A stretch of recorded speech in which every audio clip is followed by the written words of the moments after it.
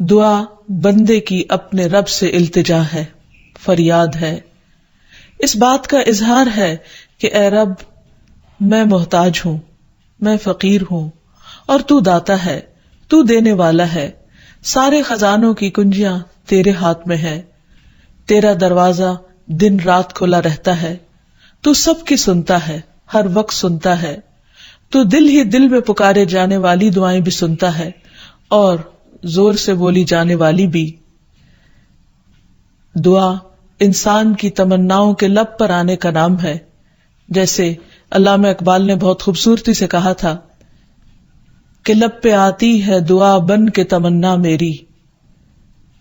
کہ میری تمنائیں، میری آرزوئیں،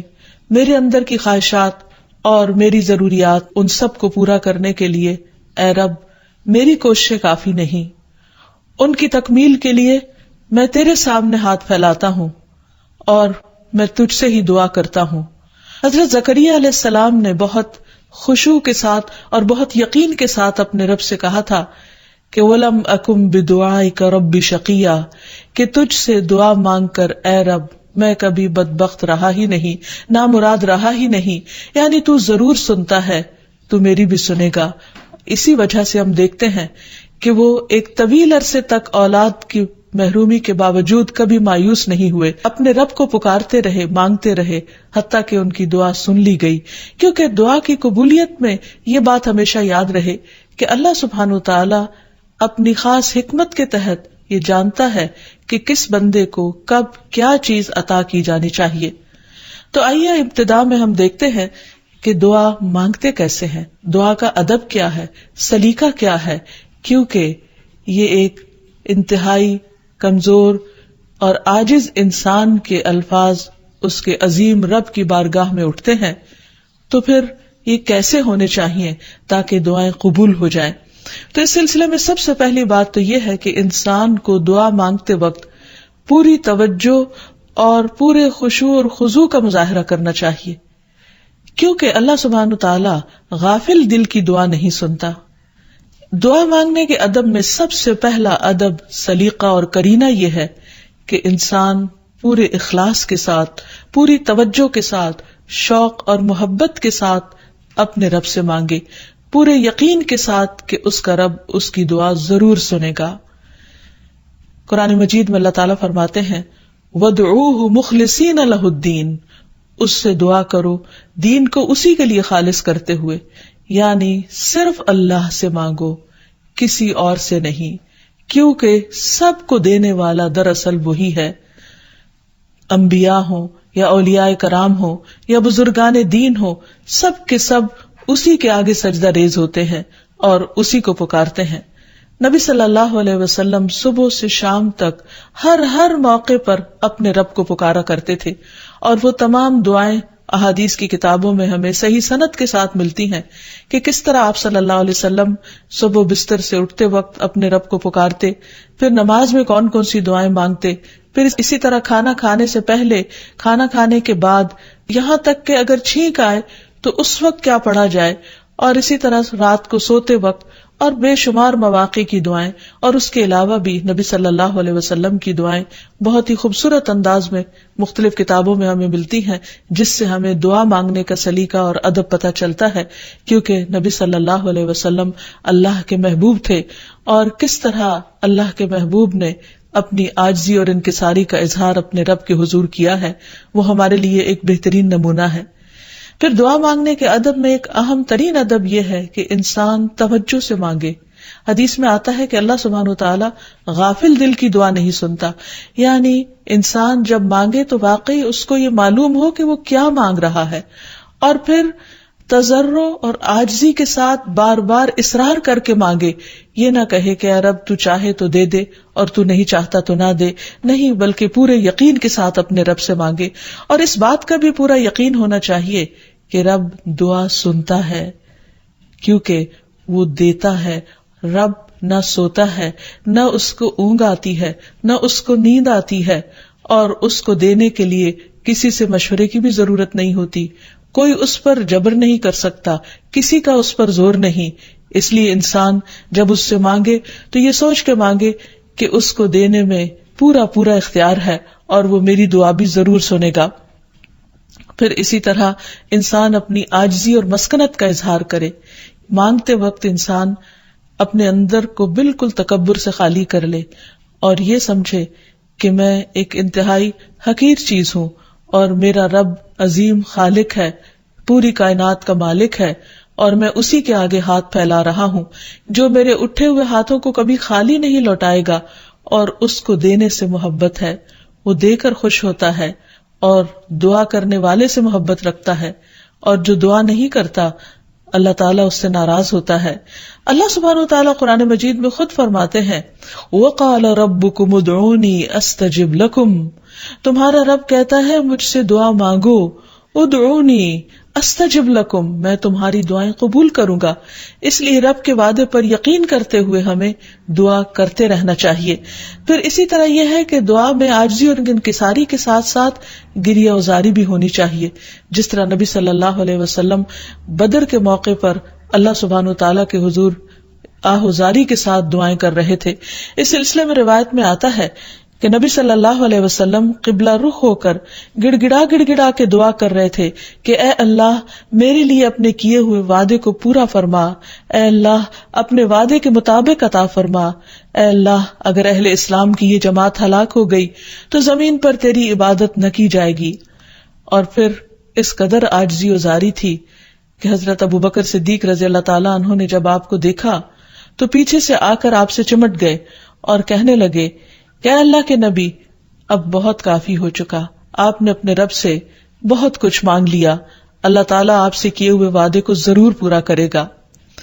پھر اسی طرح یہ ہے کہ انسان دعا میں تکرار کرے، یہ نہ ہو کہ ایک بار مانگے، دو بار مانگے اور اس کے بعد تھک کر بیٹھ جائے اور یہ کہے کہ میری دعا تو سنی نہیں جاتی، اس لیے دعا مانگنے کا فائدہ نہیں. نہیں، ہم دیکھتے ہیں کہ کس طرح انبیاء علیہم السلام مسلسل دعائیں مانگتے رہے، اصرار کے ساتھ مانگتے رہے. اس سلسلے میں ہمیں رسول اللہ صلی اللہ علیہ وسلم کی ایک حدیث سے بھی پتہ چلتا ہے کہ جب اصرار کے ساتھ اور تکرار کے ساتھ انسان دعا کرتا ہے تو اس کا کیا فائدہ ہوتا ہے. آپ صلی اللہ علیہ وسلم نے فرمایا جس شخص نے 3 مرتبہ اللہ تعالیٰ سے جنت مانگی، جنت اس کے لیے دعا کرنے لگتی ہے کہ اے اللہ اسے جنت میں داخل کر دے. اور جو شخص 3 مرتبہ دوزخ سے پناہ مانگے تو دوزخ اس کے لیے دعا کرنے لگتی ہے کہ یا رب اس شخص کو دوزخ سے پناہ دے. پھر اسی طرح یہ ہے کہ انسان کو چاہیے کہ انسان مانگنے کے انداز میں ہاتھ اٹھا کر اللہ تعالیٰ سے مانگے، کیونکہ اللہ سبحانہ وتعالیٰ بہت حیا والا ہے، بہت کرم فرمانے والا ہے. اس کو اس بات سے شرم آتی ہے کہ اس کا کوئی بندہ اس کے آگے ہاتھ پھیلائے اور پھر اللہ تعالیٰ ان ہاتھوں کو خالی لوٹا دے. وہ سب سے بڑا بادشاہ ہے، حقیقی بادشاہ، مالک کائنات، سارے خزانوں کا مالک. وہ کبھی بھی اپنے بندے کو خالی ہاتھ نہیں لوٹاتا. ہاں یہ ضرور ہے کہ کبھی وہ انسان کو فوراً مل جاتا ہے جو انسان اپنے لیے طلب کرتا ہے، اور کبھی ایسا ہوتا ہے کہ اس سے بہتر کچھ اور عطا کر دیا جاتا ہے، یا اس سے کوئی آنے والی مصیبت ٹال دی جاتی ہے، یا پھر آخرت میں اس کے لیے اس دعا کے اجر کو ذخیرہ کر دیا جاتا ہے، جسے دیکھ کر انسان تمنا کرے گا کہ کاش دنیا میں اس کو اپنی دعاؤں کے صلے میں کچھ بھی نہ ملا ہوتا. پھر اسی طرح یہ ہے کہ دعا کرتے وقت انسان کو حمد و ثنا کے ساتھ آغاز کرنا چاہیے، یعنی اللہ سبحانہ وتعالیٰ کی تعریف کرنی چاہیے، نبی صلی اللہ علیہ وسلم پر درود شریف پڑھنا چاہیے، اور اس کے بعد اپنی عرض رکھنی چاہیے. تو جس دعا کے آگے پیچھے درود شریف پڑھ لیا جائے وہ دعا بھی قبول ہوتی ہے. فضالہ بن عبید رضی اللہ عنہ سے روایت ہے کہ ایک مرتبہ رسول اکرم صلی اللہ علیہ وسلم تشریف فرما تھے. ایک شخص آیا اور اس نے نماز پڑھی، پھر کہنے لگا اے اللہ مجھے بخش دے اور مجھ پر رحم کر.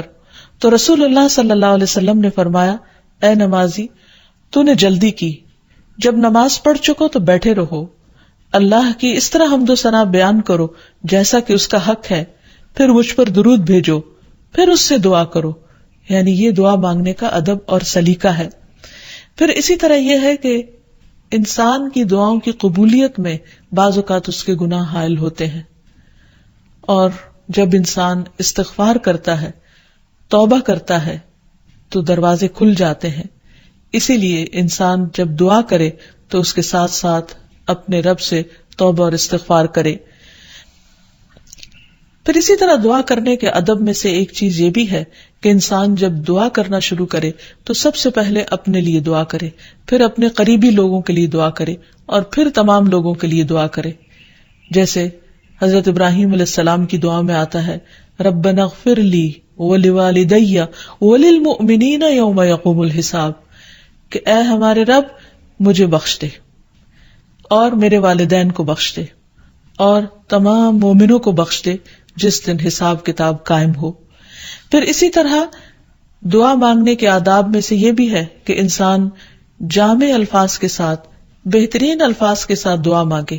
اور اس سلسلے میں ہم دیکھتے ہیں کہ نبی صلی اللہ علیہ وسلم سے بڑھ کر کس کے الفاظ جامع ہو سکتے ہیں، کمپریہنسو، کہ کم الفاظ میں زیادہ بڑی چیزیں مانگی گئی ہیں. اس لیے ہمیں مسنون دعاؤں کو یاد کرنے اور ان کو پڑھنے کا بھی اہتمام کرنا چاہیے. نبی صلی اللہ علیہ وسلم کو جو خاص چیزیں عطا کی گئی تھی ان میں سے ایک چیز جوامع الکلم تھی، جس کے بارے میں آپ نے فرمایا اوتیت جوامع الکلم، مجھے جامع بات کہنے کی صلاحیت بخشی گئی ہے، یعنی کم الفاظ میں زیادہ بڑا مضمون. پھر اسی طرح انسان کو اپنے نیک اعمال کو وسیلہ بنا کر دعا کرنی چاہیے. اگر زندگی میں انسان نے خالصتاً اللہ تعالیٰ کے لیے کچھ کام کیا ہو تو مشکل وقت میں، تکلیف کے وقت میں، پریشانی کے وقت میں انسان اپنے رب کے سامنے اس نیک عمل کا ذکر کر کے اس کے وسیلے سے دعا کرے. جیسے ہمیں ایک حدیث سے پتہ چلتا ہے کہ کچھ لوگ کہیں سفر پر جا رہے تھے تو راستے میں بارش شروع ہو گئی. بارش سے بچنے کے لیے انہوں نے غار میں پناہ لی تو اتنے میں ایک بڑا پتھر لڑک کر غار کے دروازے کے آگے آ گرا اور غار کا دروازہ بند ہو گیا، اور اس طرح وہ باہر نہیں نکل پا رہے تھے. تو اس وقت ان تینوں نے آپس میں یہی سوچا کہ ہم اپنے اس عمل کو سامنے رکھ کر اللہ تعالیٰ سے دعا کرتے ہیں جو خالصتاً ہم نے اللہ تعالیٰ کی رضا کے لیے کیا. تو بہرحال تینوں نے اپنے اپنے نیک عمل کا ذکر کیا جس کی بدولت ان کی دعا قبول ہو گئی اور غار کے پتھر ہٹ گیا جو کہ بظاہر ناممکنات میں سے تھا، اور اس طرح وہ لوگ وہاں سے نکل آئے، ادروائز ان کی زندگی بھی خطرے میں تھی. پھر اسی طرح یہ ہے کہ اللہ تعالیٰ کے خوبصورت ناموں کو وسیلہ بنا کر دعا کرنی چاہیے. قرآن مجید میں آتا ہے وَلِلَّهِ الْأَسْمَاءُ الْحُسْنَى فَادْعُوهُ بِهَا، اور اللہ کے لیے ہیں اچھے اچھے نام، بس اسے پکارو ان ناموں کے ذریعے، یعنی ان کے وسیلے سے. تو اللہ سبحانہ و تعالیٰ کے نام مختلف دعاؤں کے آخر میں بھی آتے ہیں، اور اس کے علاوہ